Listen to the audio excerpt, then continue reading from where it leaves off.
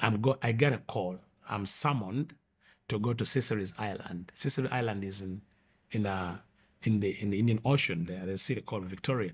I'm called that there's a conference. So I go in this conference, and all these power, these riches, these occultic leaders from all around the world. Like, how many people are you talking? Like 1,000. 1,000 and more. So they're in this very big hotel in Victoria City, very expensive hotel. They are there for a conference. And then they tell me, one of the reasons of this conference we want is about your country. I said, why? And they say, it's in the year 1999, and we have to be in charge of all the highways. But there's a highway, the highway of the Nile, from Uganda to Egypt, through Syria to Israel. That's the highway in the book of Isaiah. That highway, that Isaiah 19 highway, we are not in charge. We have failed to take it. And the reason we failed to take it is there's a people that have blocked that highway, and they're taking over the entire, not only Uganda, but take over the nation, the world. I say, people? Say, yes. Which people? They say, the people in your country. I say, it is impossible. Everyone, every man of God in the country, I know them. The churches, I know them. Everything, I know them. They can't be. They said, yes, there's a people, you can't see them because they are hidden in a realm of light.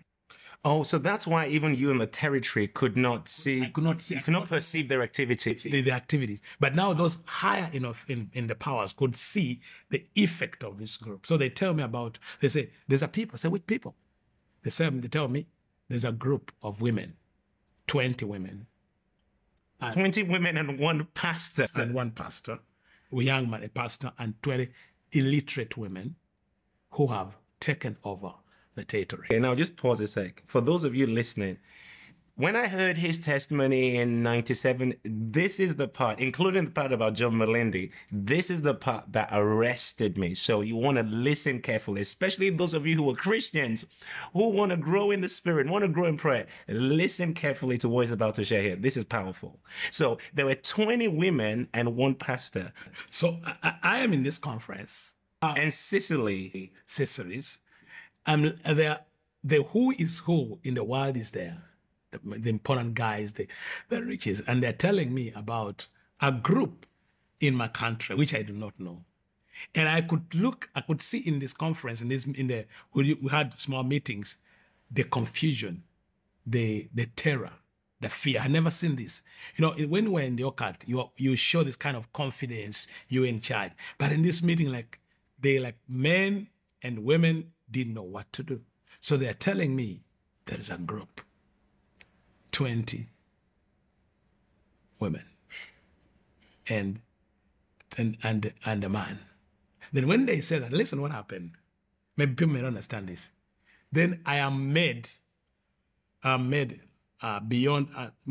without my will, I am made now to begin to report what's going on in Uganda, which I don't know. So I begin to talk like I'm being taken over. And I'm now saying, this is happening, this is happening, this is happening. And suddenly, I mentioned the name of that pastor.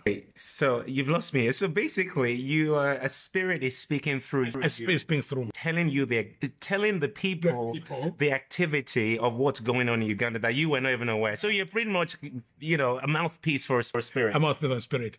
And then I mentioned the name of that pastor, his name, and the power went off in that building. Like the system shut down. And I could see. So, and now they're looking at me as a traitor. Now they think maybe I've come to destroy. I'm not aware of that. But then I'm saying, what came to my mind? I know power. Why is it that when I mention that name, you mentioned the name of the pastor, and the power went out?